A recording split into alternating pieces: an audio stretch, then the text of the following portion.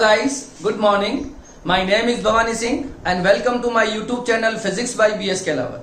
तो देखिए बच्चों, आज की जो क्लास है वो हिंदी मीडियम के लिए है और आपको पता है हम क्लास 12th की फिजिक्स पढ़ रहे हैं और उसकी पहली यूनिट पढ़ रहे हैं स्थिर वैद्युतिकी। और स्थिर वैद्युतिकी में टोटल 4 चैप्टर हैं, 3 हम ऑलरेडी कंप्लीट कर चुके हैं और अभी हम स्थिर वैद्युतिकी का लास्ट चैप्टर पढ़ रहे हैं, चैप्टर नंबर 4, जिसका नाम है विद्युत धारिता। और आपको याद होगा अभी तक मैं विद्युत धारिता पर टोटल 2 लेक्चर कर चुका हूं, जिसमें फर्स्ट लेक्चर में मैंने आपको चालक, कुचालक, बद्ध इलेक्ट्रॉन, मुक्त इलेक्ट्रॉन और बाह्य विद्युत क्षेत्र में चालक का व्यवहार, ये 3 टॉपिक पढ़ाए थे। ठीक है, बहुत इंपॉर्टेंट है वो भी एक लेक्चर वाइज। और सेकंड जो प्रीवियस लेक्चर जो था, जो लास्ट लेक्चर था, उसमें मैंने आपको इलेक्ट्रोस्टैटिक शील्डिंग, जिसे हम हिंदी में कहते हैं स्थिर विद्युत परिरक्षण, मतलब अगर हम किसी भी डिवाइस को या किसी भी सेंसिटिव डिवाइस को, है ना, उसको अगर मैं बाह्य विद्युत क्षेत्रों से बचाना चाहता हूं तो उसे मैं एक खोखले चालक के अंदर रख देता हूं और इस खोखले चालक के गोले को मैं फेराडे केज कहता हूं, है ना। फेराडे केज नाम था उसका, ठीक है, क्योंकि फेराडे ने ये कंसेप्ट दिया था। क्लियर है? तो बाह्य विद्युत क्षेत्रों से मैं किन्हीं सेंसिटिव उपकरणों को बचाने के लिए हम क्या करते हैं, स्थिर विद्युत परिरक्षण, ये कंसेप्ट यूज करते हैं। तो लास्ट लेक्चर मेरा उस पे था, एक छोटा सा लेक्चर था जिसमें हमने वो कंसेप्ट पढ़ा था।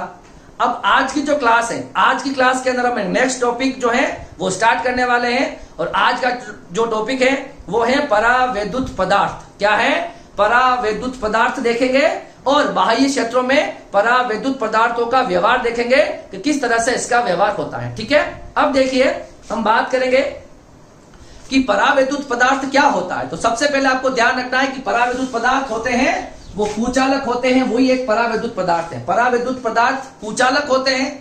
अब परावैद्युत पदार्थ अगर कुचालक है, इसका मतलब उसमें आवेशों का प्रवाह नहीं होगा, क्योंकि कुचालक में आवेशों का प्रवाह नहीं हो सकता, या हम ऐसा कह सकते हैं कि उसमें विद्युत धारा का प्रवाह नहीं हो सकता। ठीक है, तो क्या होगा?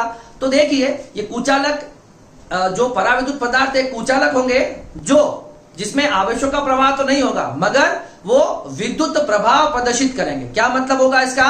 तो आपको लेक्चर के साथ साथ में समझ में आ जाएगा कि विद्युत प्रभाव कैसे प्रदर्शित करता है ये परावैद्युत पदार्थ। क्लियर है? तो अभी मैं आपको बताऊंगा। वैसे अब देखिए हम स्टार्ट करते हैं पहले थोड़ा बेसिक से। अगर आप परमाणु के बारे में हम जानते हैं, ठीक है, हम सभी परमाणु के बारे में जानते हैं और आपको ये पता है कि परमाणु जो होता है वो उदासीन होता है। क्या होता है? परमाणु जो होता है वो उदासीन होता है। सपोज मैंने यहां पर एक परमाणु बना लिया, ठीक है, इसमें मैंने एक परमाणु जो होता है वो क्या होता है, उदासीन होता है। अच्छा, इस चीज को समझ लेते हैं। आपको पता है नाभिक होता है, नाभिक में प्रोटॉन्स होते हैं और न्यूट्रॉन्स होते हैं, और ये बाहर वाली जो वृत्तीय कक्षाएं होती हैं इसमें इलेक्ट्रॉन होता है। इलेक्ट्रॉन पर ऋणावेश है और नाभिक पर धनावेश है, क्योंकि इलेक्ट्रॉन पर क्या होता है, इलेक्ट्रॉन पर कौन सा आवेश होता है, नेगेटिव आवेश। प्रोटॉन पर क्या होता है, पॉजिटिव आवेश। और न्यूट्रॉन क्या होता है, उदासीन है। इसका मतलब अगर आप इस परमाणु को देखो तो परमाणु उदासीन क्यों होगा? देखो एक और बात हम देखते हैं कि इस परमाणु के अंदर आपको 2 तरह के आवेश दिखते हैं, एक आपको इलेक्ट्रॉन दिखता है, एक आपको प्रोटॉन दिखता है। और हम ये भी देखते हैं कि दोनों पर जो आवेश की जो मात्रा है वो भी बराबर है। आवेश की मात्रा होती है ना 1.6 -19 कूलम। ये प्रोटॉन और इलेक्ट्रॉन का क्या हो गया, आवेश हो गया। अच्छा, अगर और इसमें जितने इस परमाणु के अंदर जितने प्रोटॉन्स होंगे, जितने प्रोटॉनों की संख्या होगी उतने के उतने क्या हो जाएंगे, इलेक्ट्रॉन हो जाएंगे। अब संख्या भी बराबर है और दोनों पर आवेश भी समान और विपरीत प्रकृति का है। परिमाण में आवेश समान है मगर इलेक्ट्रॉन पर ऋणावेश होता है, प्रोटॉन पर धनावेश होता है, और दोनों की संख्या भी बराबर है। इसका मतलब जो नेट आवेश होगा, इसका परमाणु का जो नेट आवेश होगा वो कितना हो जाएगा, 0 हो जाएगा, या यूं कह सकते हैं वो क्या हो जाएगा, परमाणु आपका उदासीन हो जाएगा, क्योंकि नंबर ऑफ इलेक्ट्रॉन और नंबर ऑफ प्रोटॉन्स बराबर होते हैं और दोनों पर आवेश भी समान है और विपरीत प्रकृति के हैं। ठीक है, अब देखो प्रोटॉन जितने भी होंगे सारे के सारे प्रोटॉन नाभिक में रहते हैं, और जो इलेक्ट्रॉन जो होते हैं ना वो अलग अलग कक्षाओं में बाहर चक्कर काटते हैं। ठीक है, तो सारा का सारा धनावेश कहाँ आ जाएगा, यहाँ पर, और बाकी जो इलेक्ट्रॉन होंगे, ऋणावेश जो होंगे, वो बाहर वाली कक्षाओं में चक्कर काटेंगे।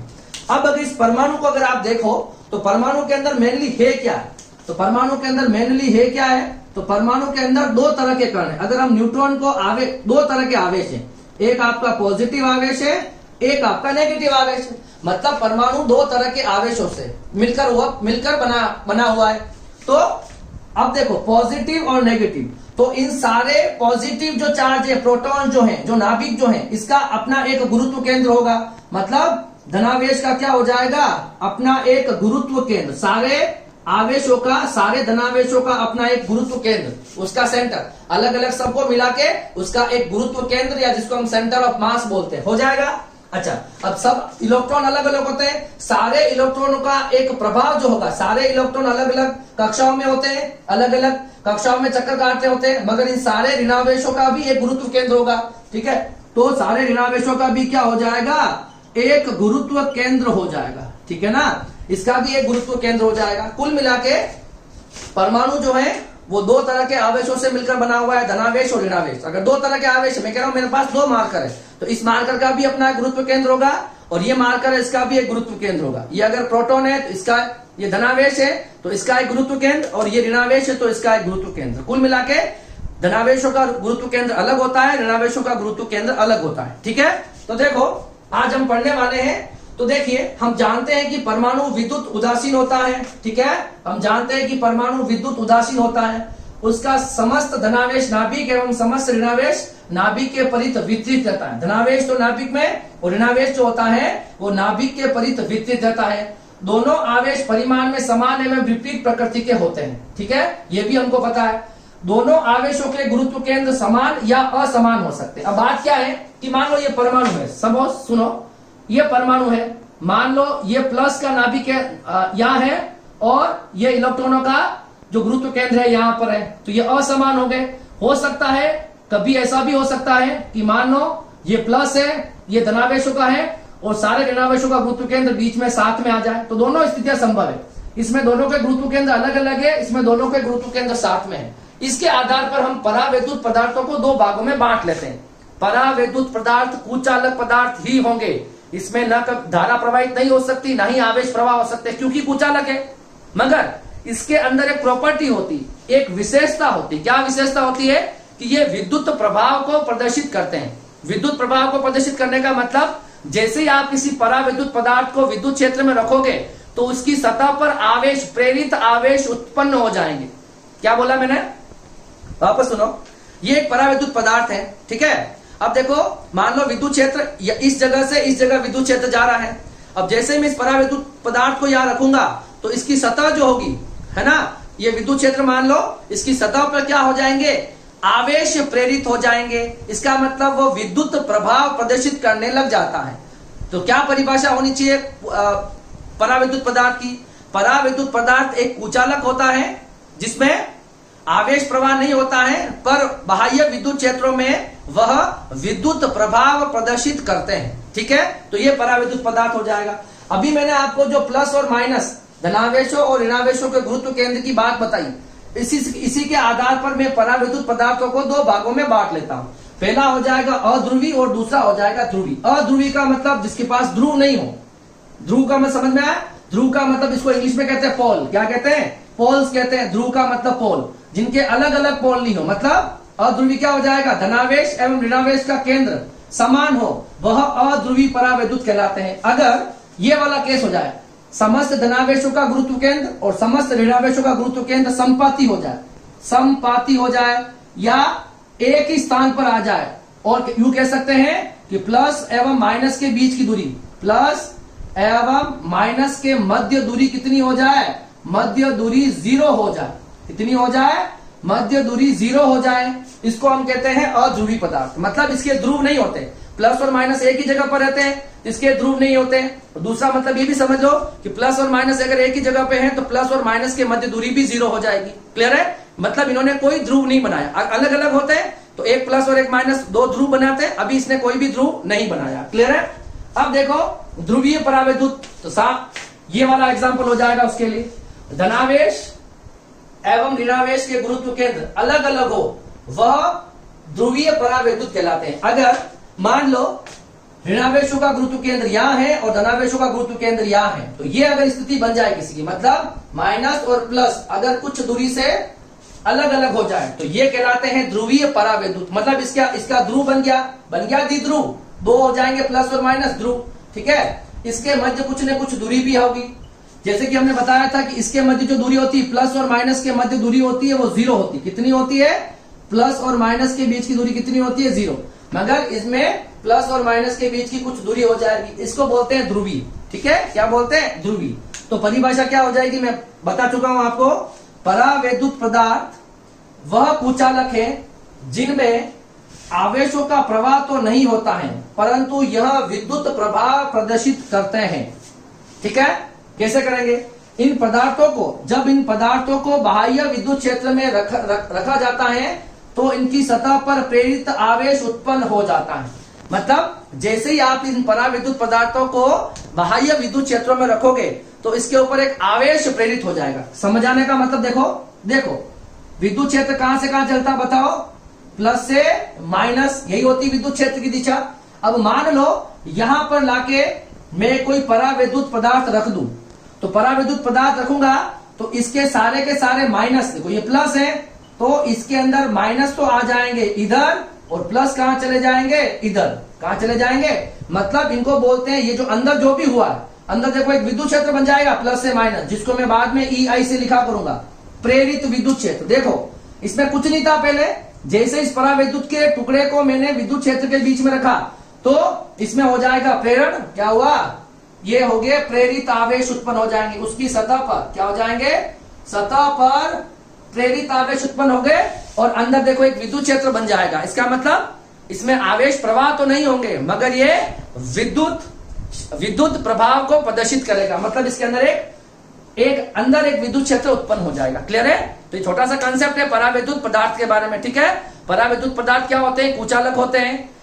मतलब इसमें आवेश प्रवाह नहीं होंगे, मगर ये क्या करते हैं? विद्युत प्रभाव प्रदर्शित करते हैं। ये इसकी परिभाषा है, ठीक है।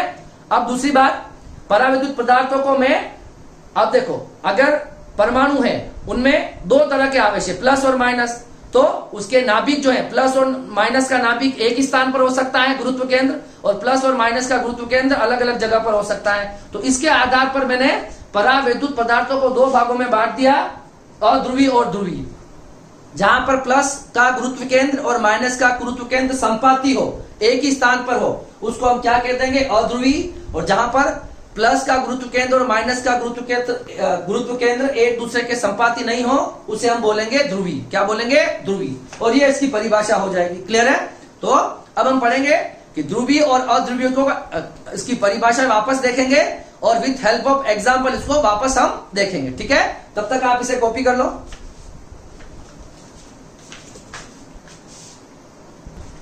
तो देखिए अब जो है परावैद्युत पदार्थ को मैंने दो पार्ट में डिवाइड कर दिया है।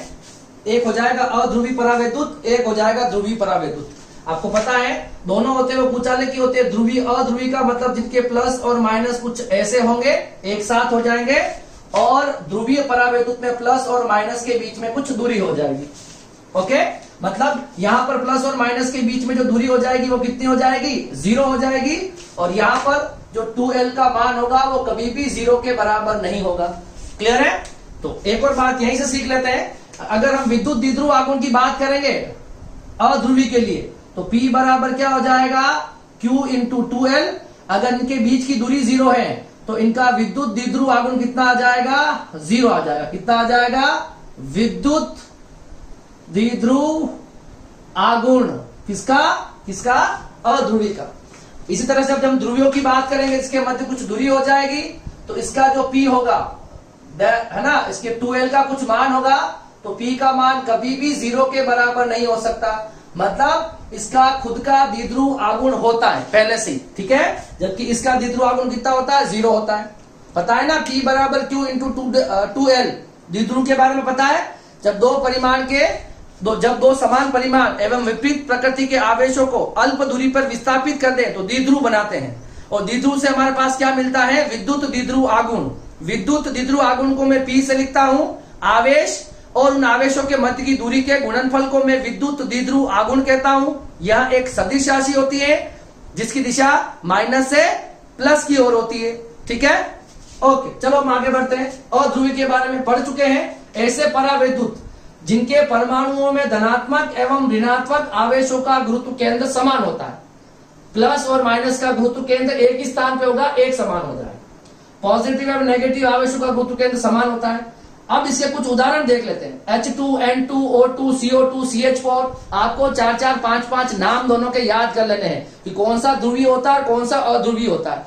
कभी कभी एग्जाम में 4-5 नाम साथ में दे देंगे और आपसे इसमें पूछेंगे कि इसमें से अध्रुवीय कौन कौन सा है, तो आपको 4-5 नाम याद रखने होंगे जिससे आपको ध्रुवीय और अध्रुवियों के बारे में पता हो। अब देखो, इसमें जो आकार होता है ना, इन ध्रुवियों का आकार होता है वो सममित आकार होता है। क्या होता है? सममित आकार का मतलब सिमेट्रिकल शेप का होता है। क्या होता है? सिमेट्रिकल शेप, है ना। सिमेट्रिकल शेप मतलब एक जैसा, मतलब इसमें जो आकार दिखेगा आपको सममित आकार का दिखेगा। पहला एग्जांपल है जैसे H2, तो ये H का आकार है, ये H का आकार है। ठीक है, तो देखो इन दोनों के जो गुरुत्व केंद्र होंगे वो एक ही स्थान पर आ जाएंगे, प्लस और माइनस जो होंगे वो एक ही स्थान पर आ जाएंगे। और ये किसकी तरह दिखेंगे? ये अध्रुवी की तरह। किसकी तरह दिखेंगे? अध्रुवी की तरह। इसी तरह से देखो यहाँ पर CO2 है, तो इनके आकार भी आपको सममित आकार का दिख रहा है, तो इनमें भी क्या होगा, इनका जो प्लस और माइनस होगा, मान लो प्लस और माइनस कहाँ आ जाएंगे, एक ही जगह पर शिफ्ट हो जाएंगे, तो ये भी क्या हो जाएगा, अध्रुवी। तो H2 और CO2 के ये मैंने आपको एग्जाम्पल विथ डायग्राम बता दिया। अब बात करेंगे हम, देखो अगर मैं इसका नेट द्विध्रुव आघूर्ण निकालना चाहूं, द्विध्रुव आघूर्ण का फॉर्मूला क्या होता है, P बराबर Q इंटू 2L। अब आपको पता है प्लस माइनस एक ही स्थान पर है, तो इसमें 2L का मान कितना होता है, 0। तो यहां पर द्विध्रुव आघूर्ण भी कितना आ जाएगा, 0 आ जाएगा। मतलब जो अध्रुवी परावैद्युत पदार्थ है उनका जो नेट द्विध्रुव आघूर्ण होता है, विद्युत द्विध्रुव आघूर्ण कितना होता है, 0 होता है। इसी तरह से CO2 का देखो, इसका भी नेट द्विध्रुव, जितने भी अध्रुवीय होंगे उनका नेट द्विध्रुव आघूर्ण कितना होगा, 0 होगा, क्योंकि प्लस और माइनस के बीच की दूरी कितनी होती है, हमेशा 0 होती है। जैसे कि आपका जो ट्रांसफार्मर होता है, ट्रांसफार्मर में एक ऑयल होता है, तेल होता है ना, वो भी क्या होता है, वो आपका अध्रुवीय क्या होता है, वो जो परावैद्युत पदार्थ भरा होता है वो अध्रुवीय होता है, इसलिए उसको क्या होता है, ट्रांसफार्मर के तेल में अध्रुवीय अणु होते हैं, इसलिए ट्रांसफार्मर का तेल अच्छा परावैद्युत होता है। ठीक है ना, जो ट्रांसफार्मर के अंदर जो तेल या ऑयल होता है ना, वो उसके अंदर जो अणु होते हैं उस तेल में, वो क्या होते हैं, अध्रुवीय होते हैं, इसी वजह से वो अच्छा परावैद्युत पदार्थ की तरह कार्य करता है। क्लियर है, तो ये हो जाएगा आपके पास अध्रुवी के बारे में।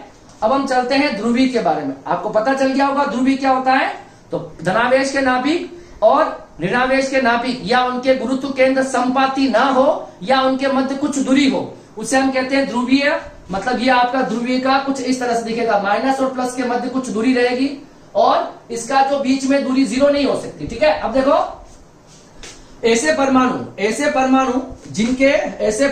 जिनके परमाणु में धन एवं ऋण आवेश गुरुत्व केंद्र भिन्न भिन्न होते हैं। धनायन और ऋणायन को गुरुत्व केंद्र क्या होते हैं, अलग अलग होते हैं। इनका आकार सामान्यतः असममित होता है। अगर आप इनके कुछ एग्जाम्पल देखेंगे, हम देखो ये आपको दिख रहे हैं, तो एक बड़ा आकार दिख रहा है, छोटा दिख रहा है, तो इनके जो आकार होते हैं वो असममित आकार के आपको जो ध्रुवीय परावैद्युत दिखेंगे वो क्या होंगे, जनरली असममित आकार के होंगे। अब चलते हैं हम जिसके तीसरे पॉइंट पर। अब देखिए अगर इनके बीच की दूरी 0 नहीं है तो इसका कुछ ना कुछ क्या आएगा, हमेशा विद्युत द्विध्रुव आघूर्ण मतलब P का मान आएगा, तो ये कभी भी 0 नहीं होता। तो जितने भी विद्युत द्विध्रुव आघूर्ण होते हैं जो सामान्यतः उनका जो विद्युत द्विध्रुव आघूर्ण जो होता है, मतलब आप P बराबर Q इंटू 2L करोगे, उसका मान 10 की घात -3 के परास का आएगा, मतलब 10 की घात -3 के आसपास कहीं आएगा, है ना, क्योंकि परावैद्युत पदार्थ तो बहुत तरह के होंगे। तो ध्रुवीय जो होंगे उसके भी अलग बहुत सारे ध्रुवीय होंगे ना, मगर इनका जो विद्युत द्विध्रुव आघूर्ण आएगा वो 10 की घात -3 30 कूलम मीटर इस रेंज का आएगा। ठीक है, उदाहरण देखो HCl, NH3, CO, CH3OH और H2O भी मेरे को इसमें लिखना चाहिए था, मैंने नहीं लिखा। ठीक है, तो मैं लिख देता हूं H2O। क्लियर है, ये सारे इसके एग्जाम्पल हो गए। क्लियर है, नीचे मैंने आपको 2 डायग्राम दिखा रखे हैं। अब देखो Cl का आकार अलग है, H का आकार अलग है, Cl -H+, तो इसके मध्य क्या आ जाएगी, कुछ दूरी आ जाएगी, मतलब इसका द्विध्रुव आघूर्ण होगा वो कभी भी 0 नहीं हो सकता, क्योंकि माइनस और प्लस के मध्य कुछ दूरी आ गई, ऐसा कुछ हो गया, ये माइनस और ये प्लस, इसका मतलब इसका नेट द्विध्रुव आघूर्ण होगा। मतलब जितने भी आपके ध्रुवीय परावैद्युत पदार्थ होते हैं उसका प्रत्येक परमाणु में उनका प्रत्येक परमाणु जो होता है उसका खुद का कुछ विद्युत द्विध्रुव आगुण होता है।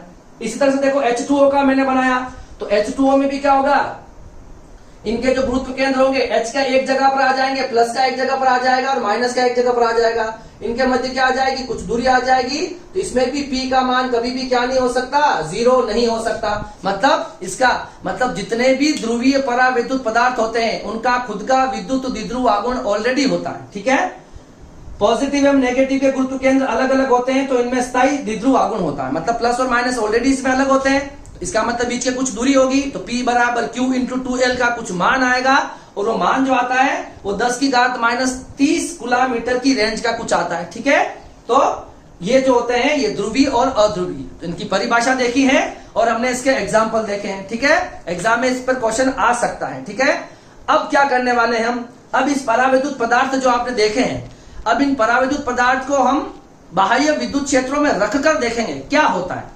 अध्रुवी को भी रख के देखेंगे और ध्रुवी को भी रख के देखेंगे। ठीक है, इन दोनों को हम बाह्य विद्युत क्षेत्र में रखेंगे और इनका व्यवहार देखेंगे कि इसमें क्या क्या होता है। ठीक है, तो पहले आप इसे कॉपी करो, फिर हम नेक्स्ट आगे देखते हैं। तो देखिए, अभी हमने जो ध्रुवीय परावैद्युत और अध्रुवीय परावैद्युत दो तरह के पदार्थ देखे। अब इन ध्रुवीय और अध्रुवीय परावैद्युतों का मैं क्या चाहता हूं, इनका बाह्य विद्युत क्षेत्रों में व्यवहार देखना चाहता हूं। अगर मैं इन दोनों परावैद्युत पदार्थों को विद्युत क्षेत्रों में रखूंगा तो इनके व्यवहार या इनका बिहेवियर क्या होगा, या इनमें क्या क्या बदलाव या चेंजेस आएंगे, वो हमको देखना है। अभी हम देख रहे हैं ध्रुवीय परावैद्युतों का व्यवहार। क्या देख रहे हैं, ध्रुवीय परावैद्युतों का व्यवहार। अब ध्रुवीय आप समझ गए, जिसमें माइनस और प्लस होता है और उस माइनस प्लस के मध्य कुछ दूरी होती है और इसका क्या होता है, द्विध्रुव आगुण जो होता है वो कभी भी 0 नहीं होता है। ये बात हमने अभी जस्ट देखी है। ठीक है, अभी क्या करूंगा, एक बार तो मैं बाह्य विद्युत क्षेत्र को 0 रखूंगा, मतलब बाह्य विद्युत क्षेत्र की अनुपस्थिति में ध्रुवीय परावैद्युतों का व्यवहार देखना है। और दूसरी बार हम क्या करेंगे, उसको बाह्य विद्युत क्षेत्र में रखकर देखेंगे। ठीक है, तो देखो अभी मैंने एक क्या करा है, मैंने एक परावैद्युत का मैंने एक स्लेब या टुकड़ा ले लिया है। ये परावैद्युत है। परावैद्युत जो होते हैं वो कुचालक होते हैं, इनमें आवेश प्रवाह नहीं हो सकते हैं, सिर्फ ये विद्युत प्रभाव प्रदर्शित करते हैं। ठीक है, और ये दो तरह से होते हैं, एक ध्रुवीय एक अध्रुवीय। अभी हम ध्रुवीय के बारे में देख रहे हैं। एक बार मैं इसका बाह्य विद्युत क्षेत्र कितना रखूंगा, 0 रखूंगा, मतलब इसके आसपास कोई विद्युत क्षेत्र नहीं है। ठीक है, अभी अगर आप देखोगे, अगर ये ध्रुवीय है तो बहुत सारे परमाणु होंगे। ठीक है, मैं इस तरह से बहुत सारे परमाणु बना रहा हूं। ठीक है, इस तरह से मैंने क्या कर लिया, बहुत सारे परमाणु बना लिए। ठीक है, अब परमाणु प्रत्येक हर परमाणु के अंदर एक द्विध्रुव बनेगा, सबका एक प्लस माइनस होगा। तो देखो मैंने इस तरह से ऐसा कुछ बना लिया। ये मान लो पहला है, ये दूसरा हो गया, ये तीसरा है, ये चौथा है, ये पांचवा है, ये आपको दिख रहा है। और अब आप एक चीज देखना, अब इसका भी अपना द्विध्रुव आगुण होता है प्लस और माइनस के, तो देखो इसका भी एक द्विध्रुव आगुण होगा, उसकी दिशा। और द्विध्रुव आगुण क्या होती है, यह एक सदिश राशि होती है। विद्युत द्विध्रुव आगुण क्या होता है, सदिश राशि है, जिसकी दिशा क्या होती है, जिसकी दिशा होती है -2 प्लस इसकी दिशा होती है। क्लियर है, तो ये देखो एक ये हो जाएगा P1, ये माइनस से प्लस, ये P2, ये P3, इस तरह से बहुत सारे अलग अलग क्या बन जाएंगे, माइनस से प्लस दिशाएं होती, तो ये इनके द्विध्रुव आगुण बन गए। मतलब प्रत्येक परमाणु का है ना, क्या होगा, क्या लिखेंगे हम, प्रत्येक परमाणु का। अभी मैंने बाह्य विद्युत क्षेत्र कुछ भी नहीं लगाया है, ई एक्सटर्नल बाह्य विद्युत क्षेत्र 0 है, ये मैंने बहुत सारे परमाणु उसके अंदर दिखाए हैं। ठीक है, तो अभी क्या होगा, अनुपस्थिति में प्रत्येक परमाणु का विद्युत द्विध्रुव आगुण होता है। क्या होता है, प्रत्येक परमाणु का विद्युत द्विध्रुव आगुण होता है। ठीक है, मतलब इसका मान लो P1 है, तो P1 जो होगा वो भी 0 के बराबर नहीं होगा, P1 का कुछ मान होगा, P2 का भी कुछ मान होगा, P3 का भी कुछ मान होगा, इसी तरह से Pn का भी कुछ मान होगा। जितने भी परमाणु होंगे उनका अपना एक विद्युत द्विध्रुव आगुण होगा।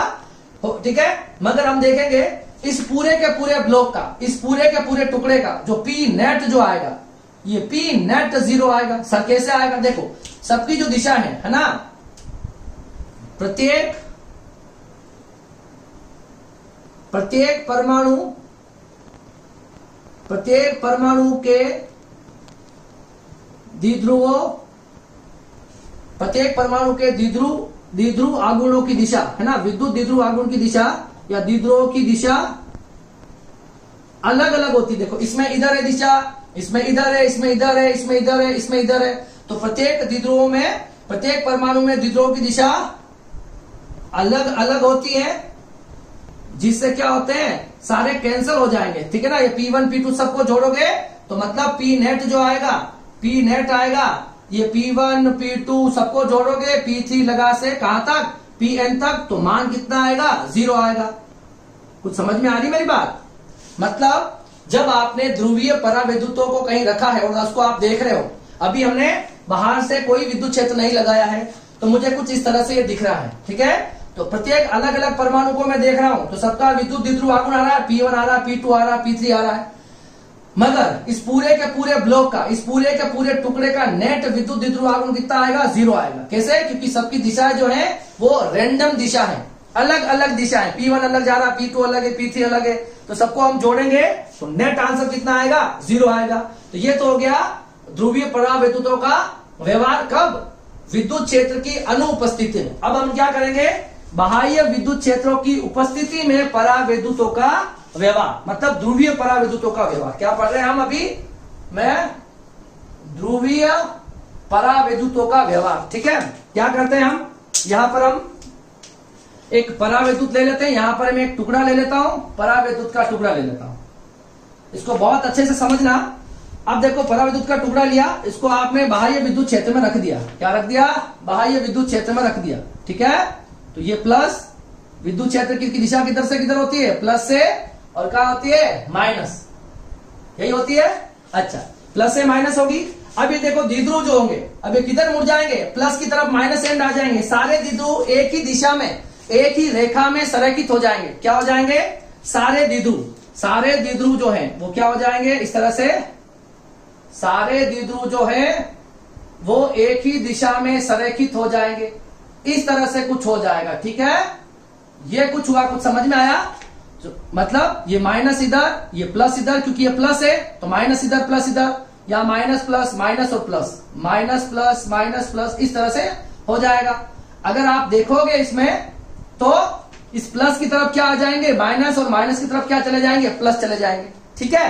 तो देखिए बाह्य विद्युत क्षेत्र में इसमें जो E एक्सटर्नल है, ध्यान से देखना, E एक्सटर्नल है, ये 0 के बराबर नहीं है, तो इसका जो P नेट आएगा वो भी कभी भी 0 के बराबर नहीं आएगा। क्योंकि देखो क्यों नहीं आएगा 0? अब देखो ये प्रत्येक जो है, अब देखो इसकी दिशा क्या होगी, माइनस से प्लस, ये P1, माइनस से प्लस, P2, P3, समझ में आ रहा है? ये दिशा होगी इसकी सबकी, माइनस से प्लस विद्युत द्विध्रुव आघूर्ण की दिशा होती है, P4, P5, P6, P7, P8 और Pn तक। ये सब द्विध्रुव जो है क्या हो गया, बाह्य विद्युत क्षेत्र में रखने पर ध्रुवीय परावैद्युत के परमाणु विद्युत क्षेत्र की दिशा में, विद्युत क्षेत्र की दिशा में संरेखित हो जाते हैं। विद्युत क्षेत्र की दिशा में संरेखित हो जाते हैं, संरेखित हो जाते हैं, अलाइन हो जाते हैं, एक ही लाइन में आ जाते हैं। देखो इधर, देखो विद्युत क्षेत्र की दिशा किधर है, बिल्कुल पता चल रही है, ये प्लस से माइनस E0, तो E0 हमारे पास क्या हो जाएगा, E0 हो जाएगा हमारे पास बाह्य विद्युत क्षेत्र, बाह्य विद्युत क्षेत्र, ठीक है। अब देखो इसमें क्या होगा, यहां थोड़ा ध्यान से देखना, इस डायग्राम को मैं वापस बना रहा हूं, देखना ध्यान से। यहां पर क्या होगा, ये माइनस तो क्या हो जाएंगे, इसके प्रभाव में रहेंगे इसके साथ। इसी तरह से ये प्लस जो रहेंगे, ये प्लस किसके साथ रहेंगे, इसके साथ। और ये प्लस माइनस का प्रभाव निरस्त हो जाएगा, इस प्लस माइनस का प्रभाव निरस्त हो जाएंगे। जो अंदर अंदर वाले का प्रभाव हम क्या मान सकते हैं, ये सारे क्या हो जाएंगे, आपस में निरस्त हो जाएंगे। पर ये माइनस इधर रहेगा और ये प्लस इधर रहेगा, तो मैं बीच वाले को हटा रहा हूं। समझ में आ रही बात? इन प्लस माइनस के प्रभाव जो होंगे, ये प्लस माइनस निरस्त, प्लस माइनस निरस्त, तो अंदर अंदर का प्रभाव मैं हटा रहा हूं। इस डायग्राम को मैं वापस बना रहा हूं, देखो बाह्य विद्युत क्षेत्र के अंदर ही, ठीक है। ये मेरा बाह्य विद्युत क्षेत्र हो गया, ठीक है, और ये मेरा वो परावैद्युत का टुकड़ा हो गया, ठीक है। बाह्य विद्युत क्षेत्र की दिशा किधर से किधर होती है, प्लस से माइनस, यहां पर माइनस आ जाएंगे इस वाले एंड पर। ये परावैद्युत का टुकड़ा है, तो इसको विद्युत प्रभाव प्रदर्शित करना है। देखो अब बाह्य विद्युत क्षेत्र बताओ किधर है, बाह्य विद्युत क्षेत्र बताओ किधर है, ये हो गया प्लस से माइनस। और अब देखो इस द्विध्रुव के अंदर भी कुछ हो रहा है, ध्यान से देखो, ये प्लस माइनस, ये वाले माइनस इधर आ गए, प्लस उधर चले गए। अब देखो ये प्लस से माइनस अंदर भी एक, इस टुकड़े के अंदर भी एक विद्युत क्षेत्र बन गया है, जिसको मैंने ई आई नाम दिया। क्या नाम दिया, तो देखो ई नॉट तो हमने बाहर से लगाया था, बाह्य विद्युत क्षेत्र, कोई दिक्कत नहीं है, बाह्य विद्युत क्षेत्र, इसके अंदर एक ई आई बन गया। क्या बन गया, इसके विपरीत दिशा में, बाह्य विद्युत क्षेत्र की विपरीत दिशा में एक प्रेरित विद्युत क्षेत्र बना है। क्या बना है, इसको क्या बोलते हैं, प्रेरित विद्युत क्षेत्र। क्या बोलते हैं, प्रेरित विद्युत क्षेत्र बन गया है, दोनों की दिशा। अब देखो इस टुकड़े के अंदर, ध्यान से देखना, इस टुकड़े के अंदर अगर मैं ई नेट देखूं तो क्या हो जाएगा, ई नॉट, बाहर से लगाया ई नॉट, और अंदर से क्या बन गया, ई आई। इसकी दिशा इधर, इसकी दिशा, दोनों को माइनस कर दे, जो ई नेट जो आएगा, ई नेट जो आएगा वो क्या हो जाएगा, ई नॉट माइनस ई आई, या इस ई नेट को मैं क्या कहता हूं, घटा हुआ विद्युत क्षेत्र। क्या कहते हैं इसको, घटा हुआ विद्युत क्षेत्र कहेंगे इसको। मतलब पहले इसमें विद्युत क्षेत्र कितना था, ई नॉट था, मगर इसको जैसे इस टुकड़े को अंदर रखा तो इसके अंदर अब ई नॉट नहीं रहेगा। पहले जैसे इस टुकड़े को अंदर रखते हैं, ई नॉट विद्युत क्षेत्र लगाते हैं, मगर उस ई नॉट के विपरीत इसमें ई आई बन जाता है। तो अब लास्ट में रखने के बाद में इस ध्रुवीय परावैद्युत को बाह्य विद्युत क्षेत्र में जैसे ही हम रखते हैं तो इसका नेट विद्युत क्षेत्र इस टुकड़े का कम हो जाएगा। देखो पहले आपका ई नॉट लग रहा था, इस टुकड़े को जैसे ही अंदर रखा, इसके अंदर ई आई बन गया, तो इसका ई नेट जो होगा वो क्या हो जाएगा, ई नेट जो होगा वो क्या हो जाएगा, कम हो जाएगा। क्लियर है, यहां पे साफ साफ दिख रहा है कि बड़े में से छोटा माइनस होता है, तो ई नॉट जो होगा वो ई आई से छोटा होगा, ठीक है। अगर ये चालक होता, क्या होता, चालक होता, तो ई नॉट ई आई बराबर होते 0 हो जाता। इसमें ऐसा क्यों होता है, देखो ये बीच वाले निरस्त हो जाएंगे, तो ये इतने से प्लस और माइनस ही बचेंगे। इसी वजह से ई आई जो होता है वो हमेशा ई नॉट से छोटा होता है। सोच के देखो ना, मैंने इसको सबको निरस्त किया था, अब माइनस तो ये बचे इतने से, ये वाले प्लस इधर बचे, तो ई नॉट तो बाहर से लगाया हुआ था, ई नॉट का मान इससे तो कम ही होगा, ठीक है। अगर इसी जगह चालक होता, क्या होता, चालक होता, तो अंदर कितना आता, ई नेट की वैल्यू हमेशा 0 आती, मगर अब चालक नहीं है। क्या है ये कुचालक है। हमने परावैद्युत पदार्थ रखा है तो उसमें कुछ ऐसा हो जाएगा। अब इसमें आप देखोगे तो सबका अपना विद्युत देखो, P1 का भी मान होगा, P1 भी 0 के बराबर नहीं होगा, P2 भी जो होगा वो 0 के बराबर नहीं होगा। इसी तरह से Pn तक जाओगे, सबका अपना, इसमें भी था, सबका अलग अलग तो विद्युत द्विध्रुव आघूर्ण था, मगर इसका नेट 0 आ रहा था, मगर अब इसका नेट 0 नहीं आएगा। आप ध्यान से देखो, माइनस प्लस अलाइन हो चुके हैं, पूरे माइनस इधर आ चुके हैं, तो एक पी नेट की दिशा इधर आ जाएगी, विद्युत क्षेत्र की दिशा में एक पी नेट लगने लगेगा। ये माइनस, ये प्लस, माइनस से प्लस की ओर दिशा होती है, ये माइनस और ये प्लस, तो इसमें जो पी नेट आएगा वो भी क्या नहीं आ सकता, 0 के बराबर नहीं होगा। क्लियर है। तो ये मैंने क्या किया है, मैंने ध्रुवीय परावैद्युत पदार्थ को विद्युत क्षेत्र की अनुपस्थिति में उसका व्यवहार देखा है और विद्युत क्षेत्रों की उपस्थिति में उसका व्यवहार देखा है, ठीक है। आप इसको कॉपी करो। अब मैं आपको बताऊंगा कि ध्रुवी की जगह क्या लगा देंगे, हम अध्रुवीय पदार्थों का व्यवहार देखेंगे, ठीक है। इसको जल्दी से कॉपी कर लो, यही इसी का, ठीक है, कॉपी कर लिया इसको, ओके, ठीक है। अब देखो क्या हो रहा है, अब हम किसको रखेंगे, अब बाह्य विद्युत क्षेत्र में किसको रखेंगे, अध्रुवी को रखेंगे। क्या रखेंगे, अध्रुवीय पदार्थों को बाह्य विद्युत क्षेत्र में रखना है, ठीक है। किसको रखना है, अध्रुवीय पदार्थों को। एक बार हम उसको विद्युत क्षेत्र की अनुपस्थिति में देखेंगे, एक बार हम विद्युत क्षेत्र की उपस्थिति में देखेंगे, क्लियर है। और इसका व्यवहार देखेंगे कि इसके अंदर क्या होता है, क्लियर है। अच्छे से समझना चाहिए इस टॉपिक को, ठीक है। ध्रुवीय अध्रुवीय के बीच कुछ कंफ्यूजन नहीं होना चाहिए, ठीक है। तो यहां क्या लगा देंगे हम, क्या लगेंगे, अध्रुवीय, और यहां पर भी क्या लगाते हैं हम, अध्रुवीय, ठीक है। तो बाह्य विद्युत क्षेत्र की अनुपस्थिति में अध्रुवियों अध्रुवीय परावैद्युतों का व्यवहार। ठीक है, क्या करना है?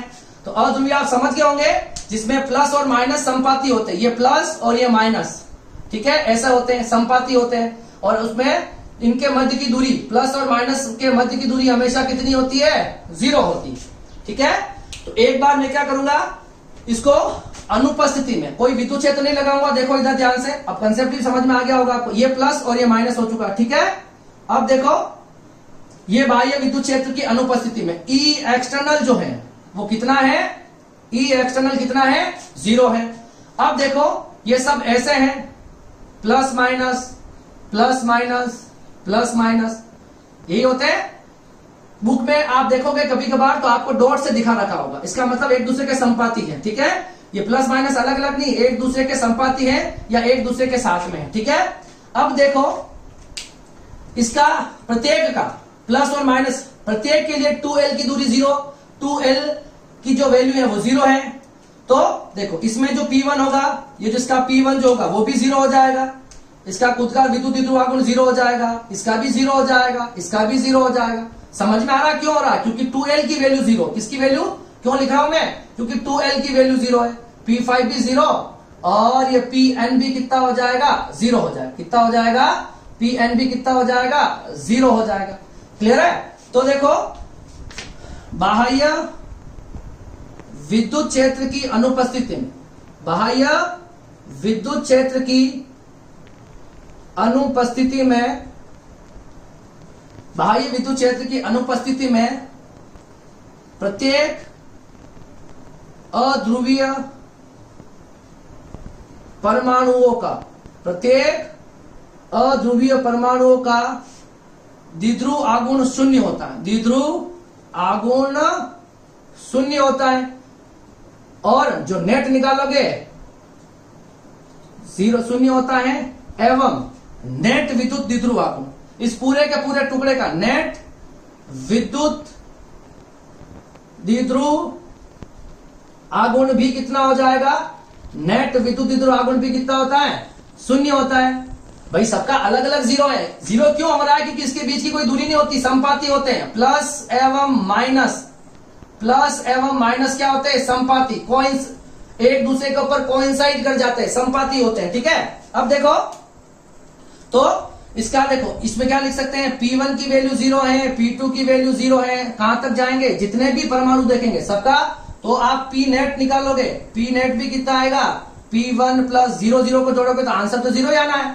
तो सबका नेट विद्युत द्विध्रुव आघूर्ण भी कितना आ जाएगा? 0 आ जाएगा। हम क्या पढ़ रहे हैं? हम अध्रुवी पढ़ रहे हैं। तो ये तो मैंने देखा जब बाह्य विद्युत क्षेत्र की अनुपस्थिति में, ठीक है, तो P नेट भी कितना आ जाएगा? इसका 0 आ जाएगा। अब हम पढ़ते हैं ये वाला केस, जो हमें आगे भी पढ़ना होगा, काम आ जाएगा। ये वाला केस सबसे इंपॉर्टेंट है। अब क्या करेंगे देखो, तो जो आपका अध्रुवी है, अध्रुवी आप समझ गए होंगे, मैं आपस बना देता हूं यहां पर। ठीक है, इसके 2 डायग्राम बनाएंगे। देखो यहां पर ये अध्रुवी है, ठीक है। अब इस अध्रुवी के अंदर ऐसा कुछ होता है, अंदर ये हर एक परमाणु का मैंने डायग्राम बना रखा। देखो अब क्या होता है, मैं इसको जब बाह्य विद्युत क्षेत्र में रखता हूं, बाह्य विद्युत क्षेत्र का मतलब एक तरफ प्लस बना दो, विद्युत क्षेत्र की दिशा, विद्युत क्षेत्र एक सदिश राशि होती है जिसकी दिशा प्लस से माइनस होती है। ठीक है, ऐसा कुछ हो गया है। अब देखो यहां पे क्या होगा, अब ये इस पर लगेगा बल, इन का लगता है विद्युत क्षेत्र में आवेशों पर क्या लगता है? बल, और बल लगेगा।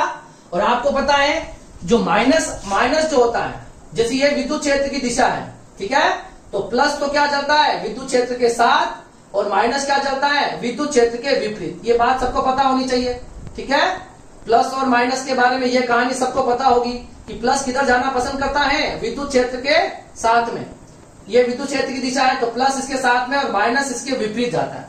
ठीक है, और विद्युत क्षेत्र में आवेश पर क्या लगता है? F = QE लगता है, बल लगता है। बल लगने से क्या होगा देखो, अब जैसे आपने इसको इसके अंदर रखा है, इस वाले प्लस पर भी बल लगेगा, माइनस पर भी बल लगेगा। तो माइनस, विद्युत क्षेत्र की दिशा किधर है बताओ? प्लस से माइनस, तो माइनस आएंगे विद्युत क्षेत्र की दिशा में और प्लस जाएंगे विद्युत क्षेत्र के साथ में। माइनस प्लस माइनस प्लस, कुछ समझ में आ रही कहानी? ये ऐसा हो जाएंगे, थोड़े फैल जाएंगे। क्या हो जाएंगे? पहले तो ये क्या थे? ऐसे थे, प्लस और माइनस क्या थे? साथ में थे, पर अब क्या लग रहा है, आपने विद्युत क्षेत्र लगाया तो इस पर क्या लगा, इस पर बल लगा, क्या लगा, बल लगा। बल लगने से माइनस और प्लस क्या हो जाएंगे, माइनस और प्लस क्या हो जाएंगे, अलग अलग हो जाएंगे, क्या हो जाएंगे, अलग अलग। तो अब ये क्या बन जाएंगे, पहले ये क्या है, अभी ध्रुवीय है, अब देखो ये अध्रुवीय सॉरी अभी ये अध्रुवीय है, तो ये आपको अब ध्रुवीय जैसा दिखने लगेगा। देखो ध्यान से, ठीक है, क्या दिखने लगेगा, इस तरह से कुछ हो जाएगा। पहले क्या था, तो यहां पर E external not equal to 0 है, 0 नहीं, 0, ठीक है। और आपका जो P नेट होगा, कुल विद्युत द्विध्रुव आएगा, वो भी कभी भी 0 के बराबर नहीं आएगा। इन दोनों बात को भी ध्यान रखना है, ठीक है। तो देखो इसका भी अपना विद्युत P1, P2, P3 समझ में आ रहा है, P4, P5, P6, माइनस से प्लस होती दिशा, ठीक है। तो इस तरह से Pn तक जितने भी होंगे उनके लिए हो जाएगा। तो देखो पहले ये क्या था, ये था अध्रुवीय, विद्युत क्षेत्र में रखते ही ये क्या हो गया बताओ, अध्रुवीय से जैसे ही आपने विद्युत क्षेत्र E लगाया तो क्या बन गया, ये सारे क्या बन गए, ध्रुवीय बन गए। अब ध्रुवीय बनने वाली इसको भी मैं इस डायग्राम को थोड़ा सा चेंज करूंगा, कैसे, तो देखो यहां पर ऐसा एक डायग्राम, ये लाइन बना रहा हूं, यहां पर एक लाइन बना रहा हूं, ठीक है। अंदर वाले जितने भी ये आपको आवेश दिख रहे हैं, ये प्लस माइनस, ये सारे निरस्त हो जाएंगे, ठीक है। मतलब इन आवेशों के कारण विद्युत क्षेत्र अब नहीं रहेगा, निरस्त हो जाएंगे, निरस्त हो जाएंगे। तो अब इसका नेट प्रभाव जो बचेगा, ध्यान से देखो, ये हो गया विद्युत क्षेत्र plus and that is minus, ठीक है। और ये हो गया आपके पास बीच में उस परावैद्युत का टुकड़ा, है ना। अब ये इसमें ऐसा कुछ हो गया, तो इसको तो मैंने बीच में मिटा दिया। यहां पर क्या आ गया, प्लस की तरफ क्या आ जाएंगे, माइनस, और इसकी तरफ क्या आ जाएंगे, माइनस की तरफ क्या आ जाएंगे, ये दोनों प्रेरित आवेश, इसके सतह पर प्रेरित आवेश की तरह दिखेंगे। अब देखो बाह्य विद्युत क्षेत्र कैसा था, E नॉट प्लस से माइनस, इस टुकड़े के अंदर भी क्या बन जाएगा, EI, ठीक है। तो E नेट जो बचेगा अब इस टुकड़े के अंदर विद्युत क्षेत्र लगाने के बाद, तो क्या हो जाएगा, E नॉट माइनस EI। तो E नेट क्या बचा है, E नॉट माइनस EI। और ये बात ध्यान आपको हमेशा रखनी है कि E नॉट जो होगा वो EI से हमेशा क्या होगा, बराबर होगा। चालक होता ये, अगर ये चालक का टुकड़ा होता तो ये दोनों बराबर होते हैं, अंदर 0 आता, मगर क्या है, चालक नहीं है, अंदर ये वाले आवेश का प्रभाव निरस्त हो जाता है, तो थोड़े से प्लस इधर बचते हैं और थोड़े से माइनस, तो EI का मान E नॉट से हमेशा छोटा ही होगा, ठीक है। तो देखिए अब क्या हो गया, तो इसका प्रत्येक का क्या आने लग जाएगा, जैसे आप इसको विद्युत क्षेत्र में रखे, पहले नहीं था, जैसे आपने विद्युत क्षेत्र में रखा तो ये जितने भी P1 हो गया, P1 not equal to 0, P2 not equal to 0, Pn not equal to 0, समझ में आ रहा है। प्रत्येक का भी विद्युत द्विध्रुव आघूर्ण होगा, और इसका जो नेट निकालोगे पूरे का पूरे टुकड़े का भी निकालोगे, वो भी कभी भी 0 के बराबर नहीं आएगा, ठीक है। तो देखो अच्छी सी बात क्या हुई है, पहले ये क्या था, अध्रुवीय था, मगर जैसे ही आपने इसको विद्युत क्षेत्र में रखा तो ये कैसा, किस तरह व्यवहार करने लग गया, ये ध्रुवियों की तरह व्यवहार करने लग गया, ठीक है। तो ये था ध्रुवीय और अध्रुवियों का विद्युत क्षेत्र में व्यवहार, ठीक है।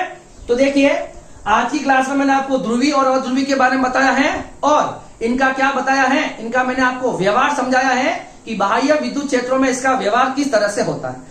अगली क्लास होगी उसमें 4 या 5 इनके ऊपर डिपेंडेंट छोटी सी डेफिनेशन बनती है, तो हम वो देख लेंगे, ठीक है। तब तक के लिए थैंक यू सो मच। आप लोग घर पे रहिए और अच्छे से पढ़ाई करते रहिए, ओके।